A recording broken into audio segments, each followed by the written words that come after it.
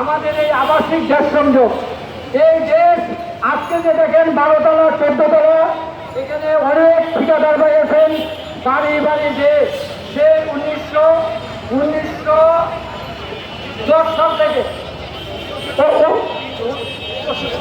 1964 সাল থেকে বাড়ি বাড়ি গিয়ে এই গ্রাহকদেরকে গ্যাস নেওয়ার জন্য উৎসাহিত করে আজকে রাষ্ট্রের একটা উন্নত রাষ্ট্রের একটা পর্যায়ে নিয়ে এসেছে। কিন্তু আজকে দেখেন এই ঠিকাদারদেরকে অবহেলা করা হচ্ছে। ঠিকাদারদের কাজ নেই। এই যে আমাদের সম্মানিত ঠিকাদার পাইপলাইন নির্মাণ সমিতির সম্মানিত সভাপতি মোজাম্মেল হক জিল্লু সাহেব বিষয়গুলি কিন্তু বিস্তারিত ব্যাখ্যা করে গেছে। আসলে একই কথা বারবার বলাটাও আমি মনে করি না, কারণ আপনাদেরও সময়ের মূল্য আছে, সবারই সময়ের মূল্য আছে। আপনারা দয়া করে এই যে আমাদের এই রাষ্ট্র কাদের জন্য, এই রাষ্ট্রটা কাদের জন্য শিল্পে কেন্দ্রের কর্মসংস্থান করে, আসলে এটা দুর্নীতি, লুটপাট।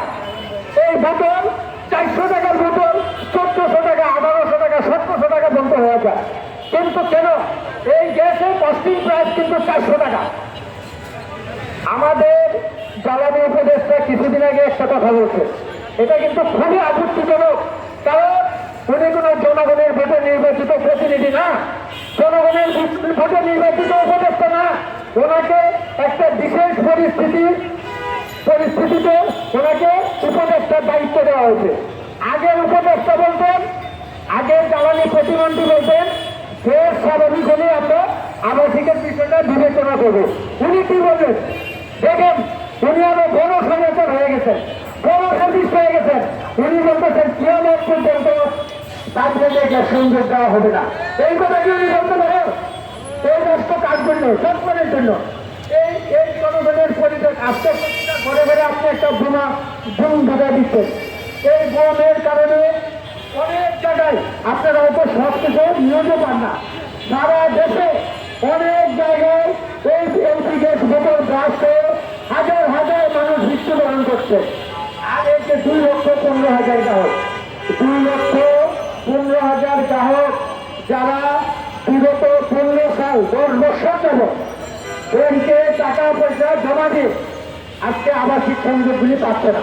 ব্যাংক ঋণ নিচ্ছে, তারা ব্যাংকে নিয়ে বহুতল ভবন নির্মাণ করছে, কিন্তু তাদের ভবনে আজকে গ্যাস সংযোগ না পাওয়ার কারণে উপযুক্ত ভাড়াটিও পাচ্ছে না। উপযুক্ত ভাড়াটিও না পাওয়ার কারণে তাদের এই ফ্ল্যাটগুলি একটা বিজুরি পরিবেশ সৃষ্টি হয়েছে। এই দেড় দিনের কিস্তি না দিতে পারায় সারা দেশে হাজার হাজার এই ভবন মালিকদের নামে ঋণগ্রস্ত হিসেবে মামলা হয়েছে। অনেক গ্রাহক, অনেক দিল্লি ভবনের মালিক ইতিমধ্যে হার্ট অ্যাটাক স্ট্রোক করে মৃত্যুবরণ করেছে। আমাদের কাছে এই বিপদ আছে এবং ওনারা দেউলিয়া। কিন্তু যদি এই গ্যাস সংযোগ যথাসময়ে দেওয়া হতো আজকে এই ধরনের একটা পরিস্থিতি হতো না। রাষ্ট্রের আর্টিকেল 27 স্পষ্টভাবে লেখা আছে সমান অধিকার সবাই পাবে। তাহলে এই গ্রাহকগুলি কি অপরাধ? আমার পাশের বাড়িতে গ্যাস ব্যবহার করছেন, আমি গ্যাস